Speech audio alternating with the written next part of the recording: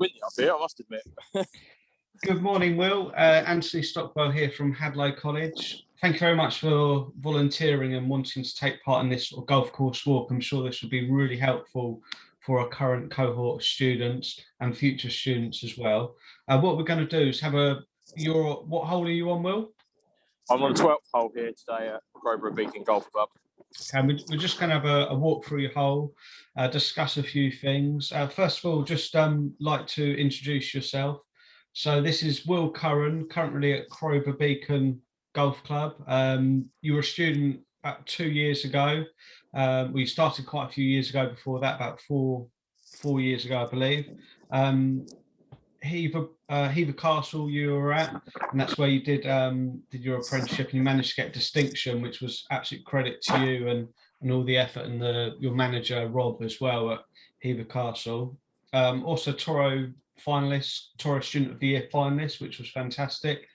And then you went over to Beaverbrook Golf Club, very quite elite golf club, very lots of money there, and very interesting golf club to work on, being on chalk soils there. And then was it about a year ago you went over to Crowborough Beacon? Yeah, so it's just a year now. Literally this month will be a year since I've joined here as an assistant greenkeeper. Okay, brilliant. Well, thank you very much. Over to you, sort of, Will. Do you want to talk us a little bit about what sort of soils you're on at Crowborough? Yeah, so I mean, I'll give you a little bit of history about the actual golf course itself first, maybe. Sort of Crowborough Beacon, it was founded in 1895. Harry Cole and sort of Alistair Mackenzie have had influence here over in the past. We have had sort of different renovations on the green since then. But in terms of soil-wise, we're very much on a silt and sandstone-based environment.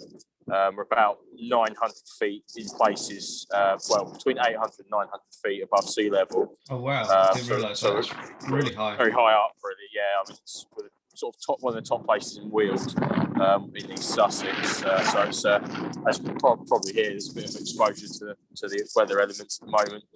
But yeah, mainly it's all silt and sandstone based. So everything's all pop-up original sort of designs to say, like the tees, the fairways and the greens themselves. Brilliant. And what sort of impact do you think that has on the golf course, that soil type?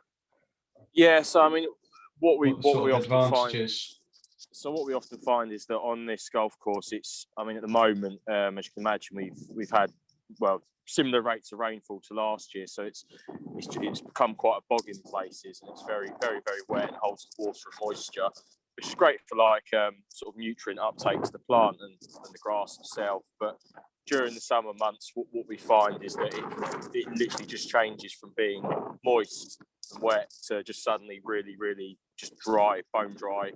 And it can be a real problem when it comes to sort of like needing to water things. And we have irrigation on the tees, irrigation on greens, but we don't have fairway irrigation, so they tend to brown off very, very quickly. All right, that's interesting. I suspect one thing that's quite interesting to do is often compare that with, say, a clay soil. I mean, clay would be draining very slowly and hold a lot of moisture compared to your silt.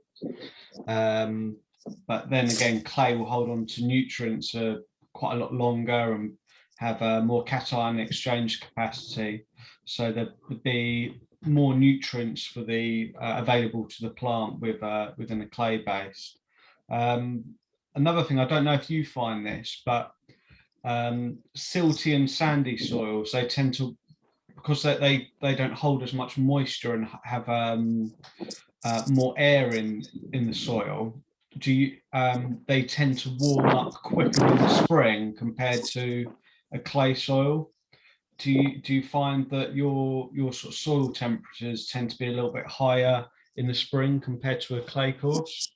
Yeah, definitely. I mean, that sort of I'd say March, we start sort of seeing that there's the sort of growth starts picking up in places. So therefore, like the grass, it does, yeah, as long as it's dry enough, we do find that we can then get out and mow and it starts pumping away and the grass starts thriving a lot more than it does in the winter. So yeah, we do have there's a dog walker at the moment.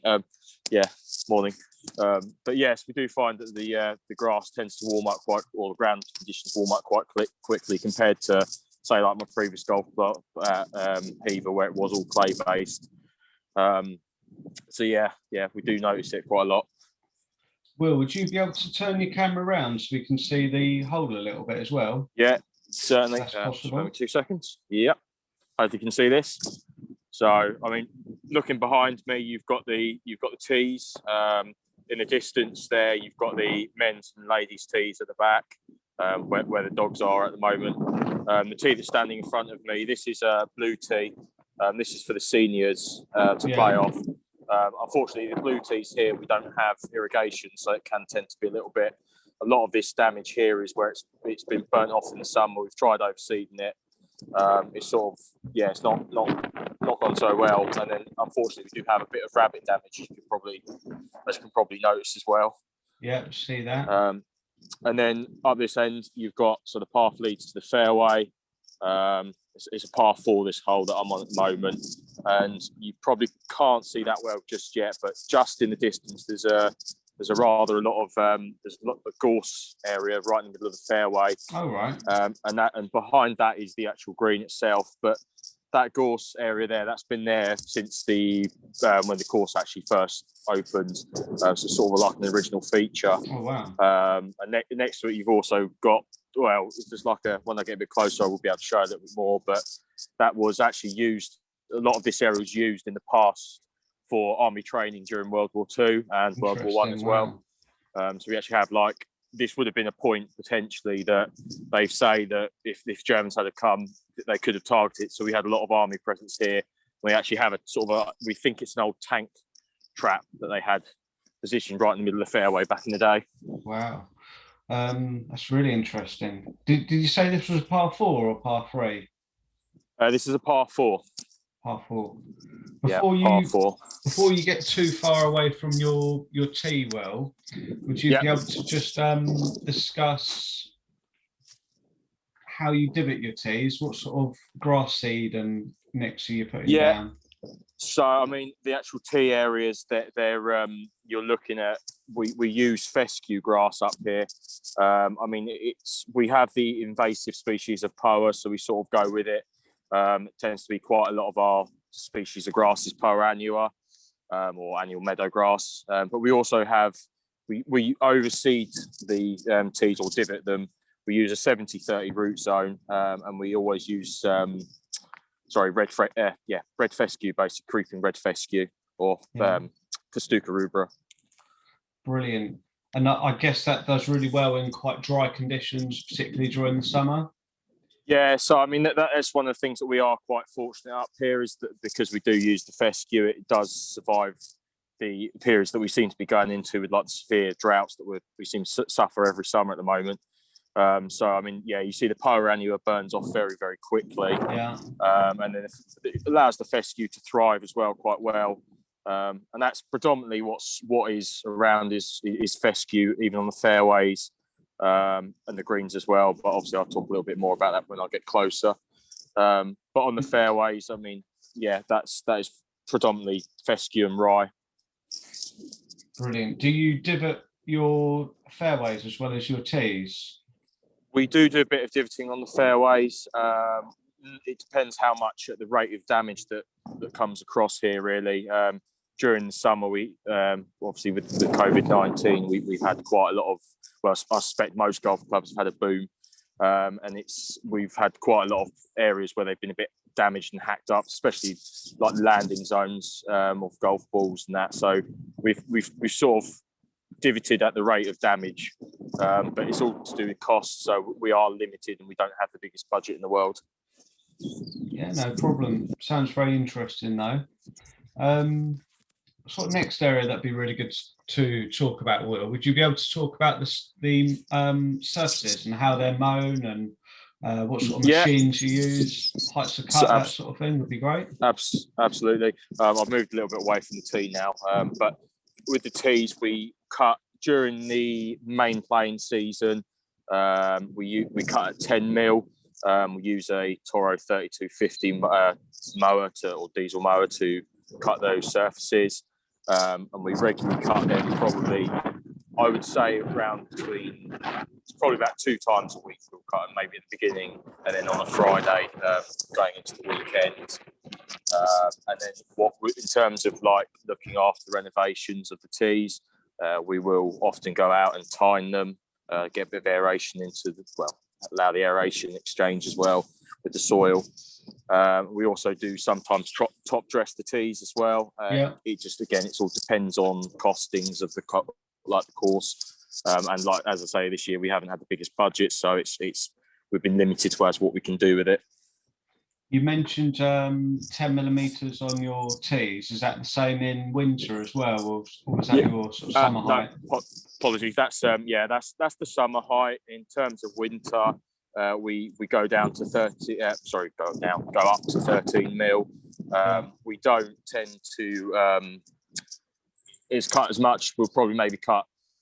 I would say during the winter we don't. Obviously, the grass doesn't grow anywhere near as much as during the main playing season. So you're probably looking at about maybe once every 7 to 10 days, I would say. Okay, brilliant. What about the fairways? How are they mown? What sort of machines and heights of cut are you doing? So we have a Toro 1570 mower, and we mow all the fairways. We can usually get that generally done in one day. Some of the fairways here we don't have to mow with the actual fairway mower. We do it with with a rough deck, especially some of the par threes, because where we are, we have such a variety of holes. We have up and down low points as well, and for some of like the elder gentlemen, they don't particularly like the ball when it falls right down to the bottom of the fairway and they've got to hit it back up to the top again. But in terms of heights, you're looking at probably around 25 mil, and we have that all season round. But we don't tend to usually cut in the winter. It's usually only the main playing season that we do. And as in the winter, for the fairways here, they just don't grow whatsoever. I suspect a lot of that is down to your because you have a lot of fescue on the golf course. It's quite a slow growing species and doesn't grow so much during the winter. So that's a huge advantage of that grass species, that it requires less maintenance. You're not having to mow as often. You're not burning as much fuel. The mowers aren't in use as much. As an operator, you can be doing other jobs. So I think that's a really good bonus to your site. Yeah, I mean, we definitely, and as with fescue, it doesn't particularly love being cut as much as some. Well, it's not so great. It's like ryegrass here. So we tend to try and leave the mowing as little as possible. Just because we don't, as it's our main grass species, we don't really want to be destroying it at all. And we don't really want the power taking over at all.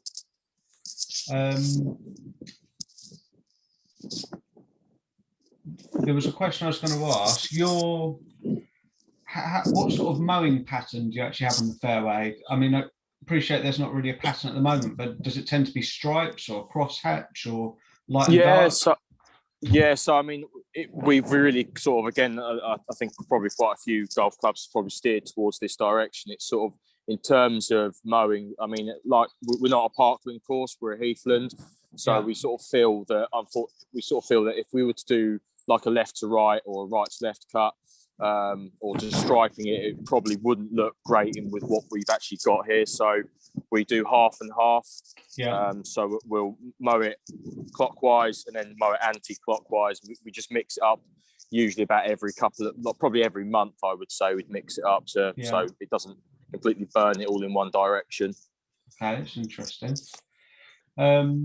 What about the rough? I see you're over sort of in an area of rough. So you've got fairway, then rough. Yeah, so I mean, where I'm looking at the moment, directly here is the actual fairway. I mean, I would say our fairways are quite tight here as well. We're not, as you can see, you've got the tree line and both sides. So we are very narrow, really. And sort of, in a way, it's what makes our course what it is.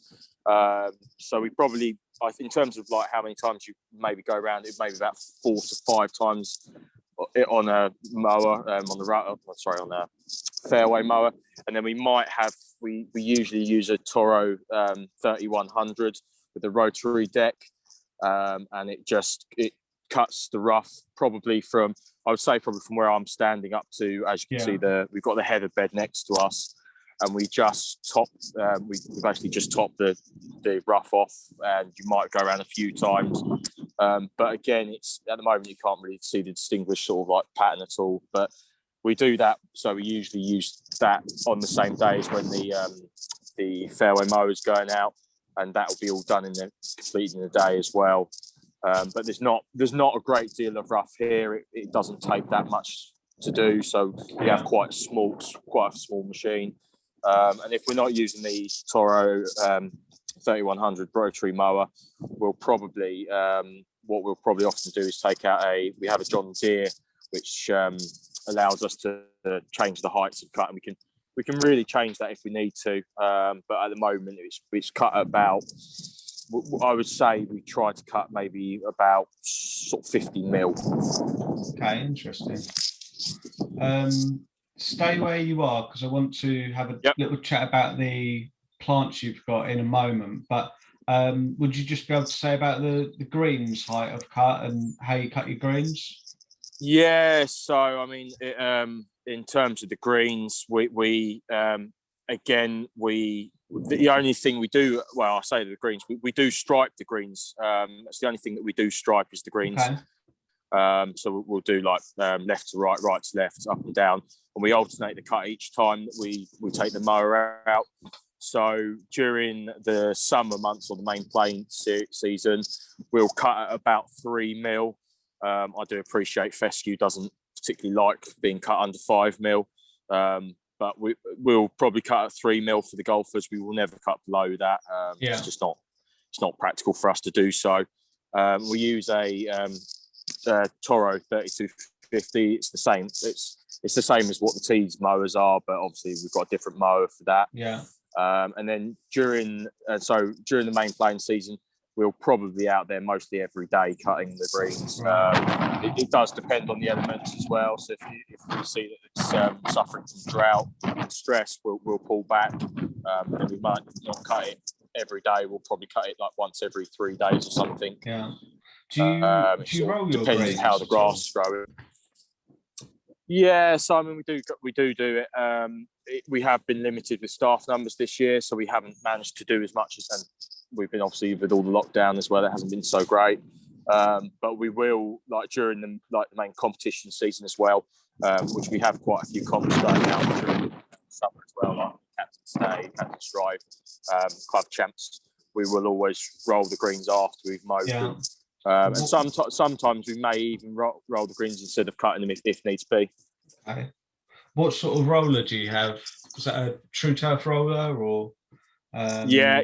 We've got a True Turf. Yeah, we have a True Turf roller. We have a John Deere Gator. We strap it onto the back of that. Yeah. And then we drive next to the green, and we'll take that off there, and then we'll then roll the green.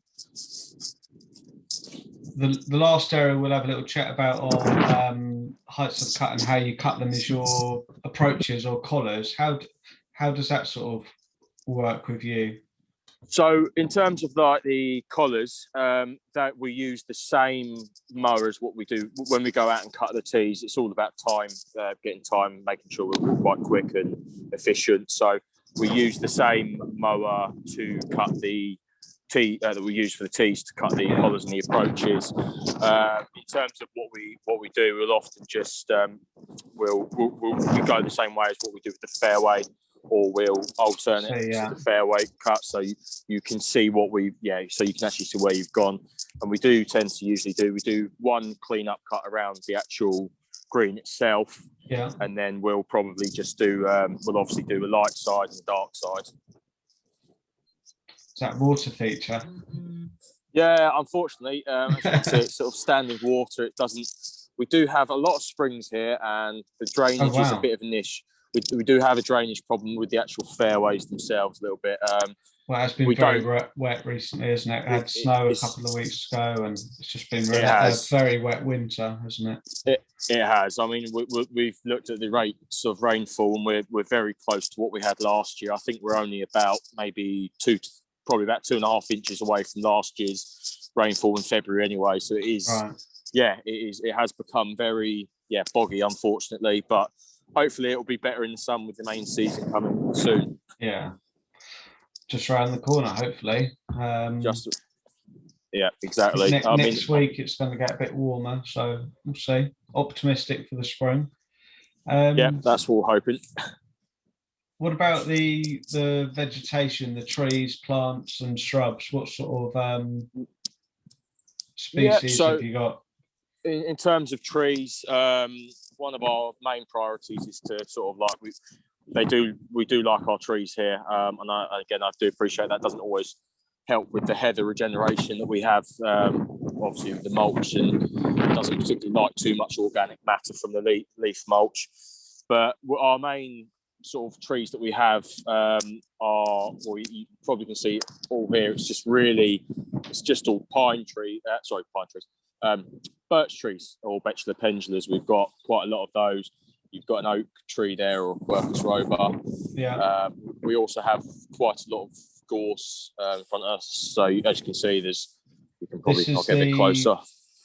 This must be the thing you were saying at the tee, that there's sort of clump of gorse right in the middle of the hole. If you can sort of see, I mean, you can't. I don't know how well you can see from behind, but you've got the actual gorse. We have recently cut this all down, knocked it right back. Because unfortunately, if you don't do that, we found that the gorse just grows out of control, and it became just like a big bush, and people just couldn't see where they were hitting the ball to, which I appreciate makes it a bit more fun for golf, but at the same time, it's not ideal if you don't know where you're trying to target your ball to. So, we've cut most of this back down. Probably means we'll do this in a couple of years' time again. So you can see the actual gorse itself, or the ulex. You can even see the heather. Yeah, I was just about to say, you can even see some of the yellow flowers on the gorse. Yeah, I mean, I do think, I mean, some places potentially don't like gorse, and it can be quite invasive, and it does tend to dominate other areas as well. But it is still quite pretty during the winter as well, and being evergreen, it is ideal. It gives a bit of colour all year round, really. I'll probably go around the other way actually, and then I could sort of show you that feature about the old tank trap that we used to have, which is quite unique, but it's created like a bit of a water hazard itself. Wow. So that's potentially where we used to have a tank trap as well on the course. In terms of other species, what we have quite a lot of the original pine trees that we were on the course. There's quite a lot of those around. I think, I mean, you can there you go, just behind me. You can see the old pine trees. That's a huge one there. Yeah, that's probably one of the original ones that we've had on the course. Yeah. And maybe in the distance you can see the clump down by the tee itself. Yeah, I can see that. They're all original pine trees. That's really what's native to this course. And I mean, that's dry sort of soils as well. Would suit them. That's correct. Yeah, and they're the sort of trees that we try to promote the growth, because I mean, as much as the birch trees are okay, they can be. They're not as shall I say, so fulfilling as what some of the other, like the oak trees and our pine trees here. So we do try to remove some of the limbs. We do have like woodland grants as well, which allows us to do a bit of tree work as well to help aid with sort of a bit of aeration around the place. And as you can see, I mean, you can probably see in some places there it's a little bit darker, and that is really where the shade of the tree just causes a bit of issue on the golf course. Yeah. It's quite interesting how undulating the ground is. In some ways that could be good for drainage, but in terms of playability, that must be quite an interesting factor as well. Yeah, I mean, I think that this is the thing with this course. It's it's got that sort of rusty. It's got quite a rusticy feel to it. Yeah, certainly. I'm getting that. Yeah. I mean, it's just. Sorry. how old's the golf club? Well, it almost feels like we're taking part in a history lesson here, just as much as Yes.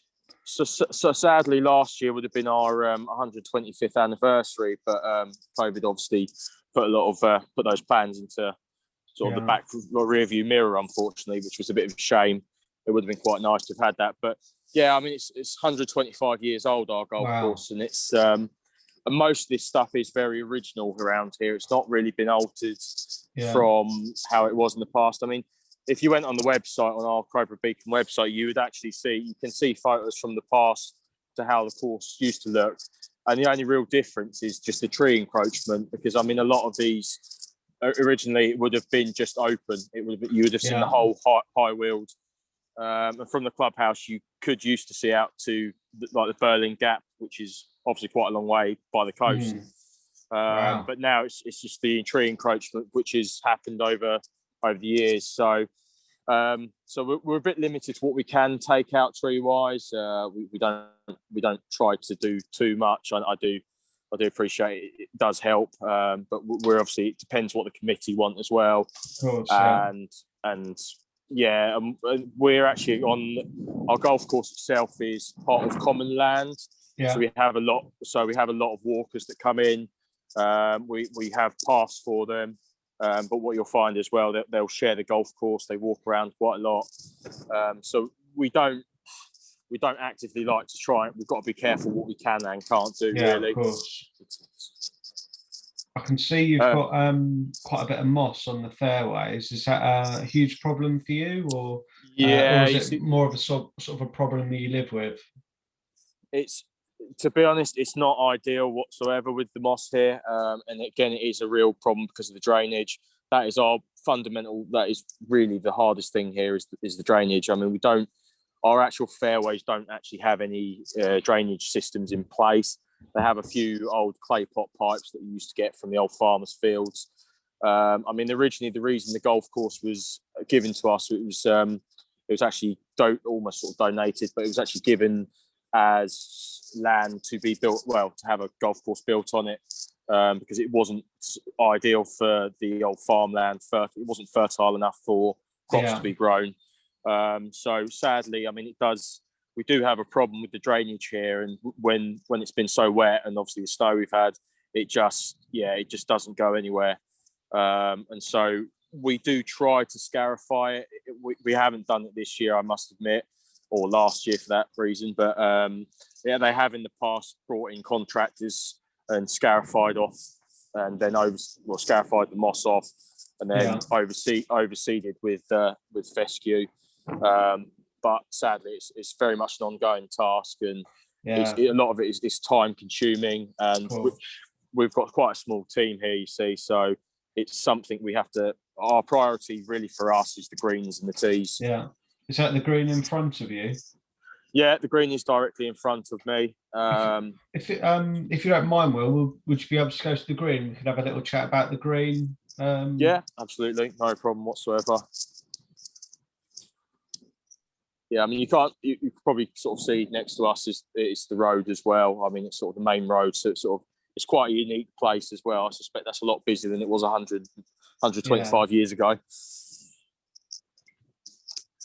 Main thing I'd like to talk about when you're on the green is, do you have a maintenance week, or do you have a few dates in the year where perhaps the course is shut and you can get down and do your sort of biannual renovations, maintenance?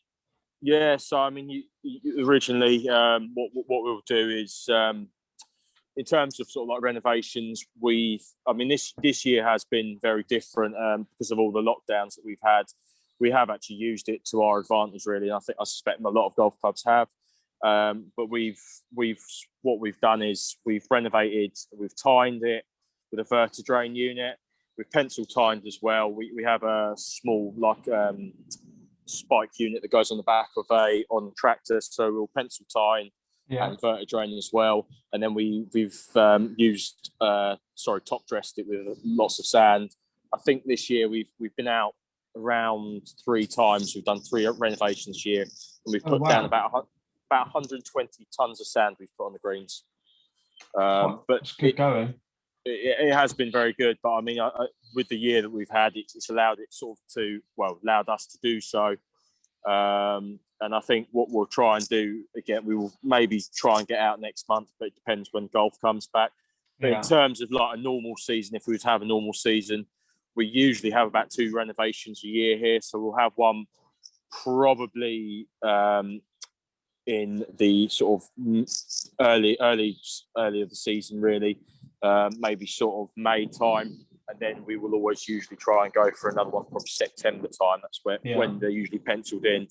And again, it's usually just tining and top dressing, and then after that we'll probably roll the greens as well to keep them, try and get a bit more firmer as well. Yeah, I mean, you might be able to. You might be able to see a little bit of the old tine holes that we've had where it's all been. Yeah, you can sort of see it.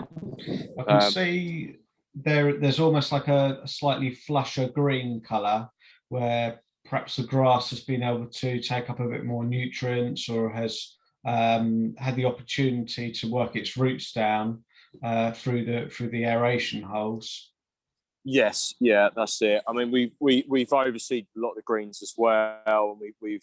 We haven't fed the greens for a while, but we will try and fertilise them as and when we can.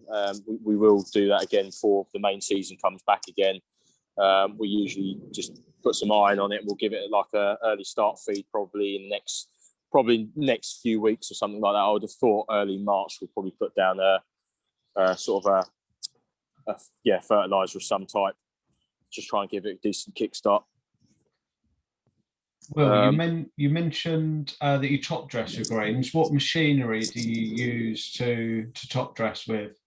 Yeah, so what we have is a Toro. It's a Toro. Toro vehicle. It's a Toro MDX, but it's been converted with a Dakota spreader on the back of it. We use a New Holland tractor to scoop our pile of sand into that spreader, and then we'll come across and we'll spread it. It depends what the rate is, and we can set that up via the actual spreader. That would be like a spin dresser that goes around. Yeah, that's correct. Yeah. Okay. So what we'll do is you usually sort of say, "I'll step back a little bit," but you might do. You'll probably go up. You'll probably start off from the collar. Maybe do sort of half the green one side and then come back down, and it should do half the green the other side. I mean, our greens here aren't particularly big, so once you set the spreader up and you can throw it sort of maybe a couple of meters, it does cover most of the green very quickly. It's quite good. Do you do any verticutting or scarifying? Greens? So at the moment, we wouldn't do it, but obviously, but we do have a bit of an issue with thatch on the greens as well. That they can get a bit spongy. So what we'll often do is we'll burn the moss off, and burn the moss off so we get moss as well, and then we'll scarify, try and get rid of some of the moss, but also try and get rid of that sort of some of the old dead organic matter that's in the soil that's sort of built up over time. In terms of the actual verticutting, we have units that fit onto the Toro 3250s, and we scarify via that way. We have used in the past, this is before I joined, they have had contractors in before, and sort of done grading and done a bit of grading on the greens as well, and sort of deep scarification to try and pull up some of that thatch and to make them a little bit more playable and sort of firmer as well. But at the moment this year, I must admit, we haven't done anything like that. It's just in terms of time, really. It's quite interesting. So the grading, that's a sort of was that a tractor mounted one or the pedestrian? No, that would have been I do believe that would have been a tractor mounted unit. And then did that inject the sand in at the same time, or was it just sort of scarifying? Yeah. Right, so that works through what's called sand injection, where the green's scarified, then immediately after the scarification, the sand is sort of dropped into the holes. Quite a good process that works very well. After you've done that, go over it with a roller and the results can be fantastic. The amount of fibre and thatch it pulls up is really good as well. Yeah. I mean, definitely. I mean, it's something that like I say, we do we'll try to probably do some more this season. When we sort of like get into the main season again, we will probably give it a scarification and tie it. Yeah. It's based on time, and obviously with the golfers returning, we're not entirely sure how many people we're going to have coming out playing, want to play. So and we need, like I say, limited to staff numbers. That's our thing at the moment. But we will probably continue to try to scarify along with our regular aeration program that we've got going. I mean, our greens have limited drainage as well on them. We use old Shelton drainage to try and make them a bit firmer as well, to try and dry them out. We did that last year. It's just, unfortunately, this year we haven't really had a window to do a lot. It's just been simply too wet. And the last thing we want to be doing is putting a big old tractor on the green and just destroying it. In terms of irrigation, Will, how does that work in the summer? Do you have pop-ups, or are you hand watering the greens? Yeah. So I mean, or a combination of both.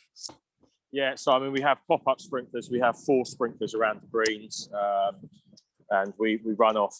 We have a small irrigation tank. I can't honestly tell you how much in terms of literage that we've got there, but we have a small irrigation tank. And then once that runs out, we tend to usually take off the mains. I mean, that is one of the slight issues we have is we do need to. I think water is a bit of a problem in terms of here. So what we'll often do is, if it gets really bad, we'll hotspot areas. We'll put a bit of surfactant down on the greens to try and stop any areas completely browning off. And then good idea. Try and sort of come in a bit later on in the day. Tends to be the better way forward. Okay, brilliant. I've only got one last question, Will. Your grass species on your green, what sort of grasses have you got here? Yeah, so I mean, we try and overseed with creeping bent, as well as fescue. Fescue as well. But again, because they are pop-up greens, and it's almost impossible to get rid of the Pomerania here as well. So we do have sort of Pomerania as well on the greens. So it's sort of the 3 mix, and we try and just keep them in sort of tandem and happiness together. Do you notice quite a lot of the seed heads later in spring with the annual meadowgrass? Yeah, so I mean, with the Pomerania, you do notice you get sort of like the silvery kind of heads. You can see where it's trying to reproduce and sort of reproduce itself and to survive. So sometimes we come across it and you can see it, and especially it's especially evident when we cut it at 3 mil in the main season. You can really see it.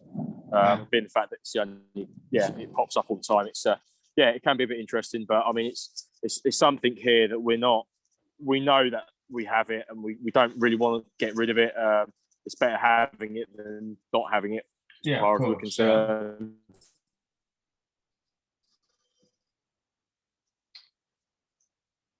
Well, but I mean, you can probably see there's a little bit of damage from disease that we've had in the past as well.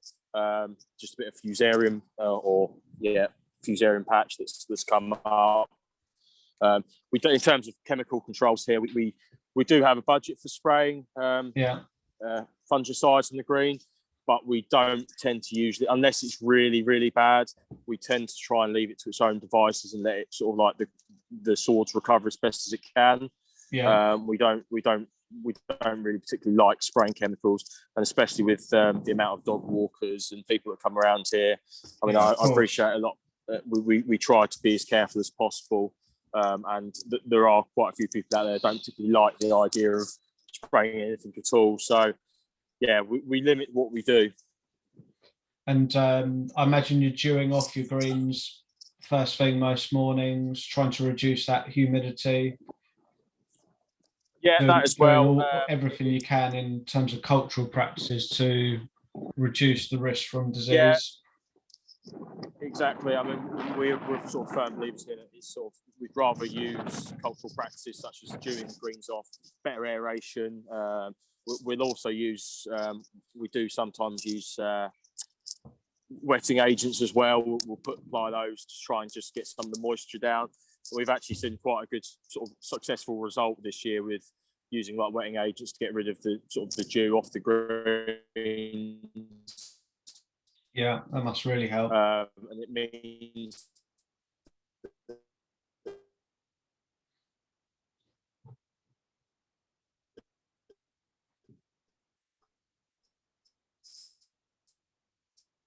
Hello, Will. we don't have to dew the green early spring. Hello? Yep, I can hear you, Will. Can you hear me? Yeah, I can hear you. I think, just typical noise in the background, but yeah. No problem. Will, you're just breaking up a little bit, but I just want to say thank you so much for taking part in the golf course walk with me. As I say, this will be really beneficial for our current students and future students as well. And I think it's absolutely brilliant that you've dedicated your time this morning. It's going to be so helpful, and I just want to say a massive thank you to yourself. Yeah, no problem at all. If anyone ever wants to contact me, that's not a problem. I'm on Twitter. I'm also part of Bigger as well. I regularly sort of like get involved with that if I can. And I'm also through Anthony as well. If you want to contact Anthony, that's not a problem at all. But thank you for letting me do this. Really, it's been great. Cheers, Will. Can you remember what your Twitter ID is? Yeah, so sorry, apologies. I should say that really. Yeah, it's Will. It's all lowercase. It's Will Curran, which is CURRAN 90. All right, brilliant. Well, thanks so much, Will. Search for me as well. I'm at Anthony Stockwell. I'm sure as well you can follow the Hadlow College one as well. And we'll put a little message out there today about this golf course walk, and hopefully people can link up, because I think the sort of social aspects and networking aspects as well is always a really good thing to do for greenkeepers, whether they be head greenkeepers or people just entering the industry. Yeah, definitely. Yeah, I think I think it's one of these things. But since I got into the industry, I mean, I've been doing this job for 5 years now. And it's sort of I've had a varied jobs beforehand, but I would say definitely get involved with anyone that's in the industry, whoever it is. Don't be afraid to ask questions, because no one knows it all. We learn something new every day. That is so true. All right. Well, thank you very, very much, Will. We'll leave it there, and I'm sure I'll speak to you again soon. Lovely. Take care. Thanks. Cheers. Bye. Bye.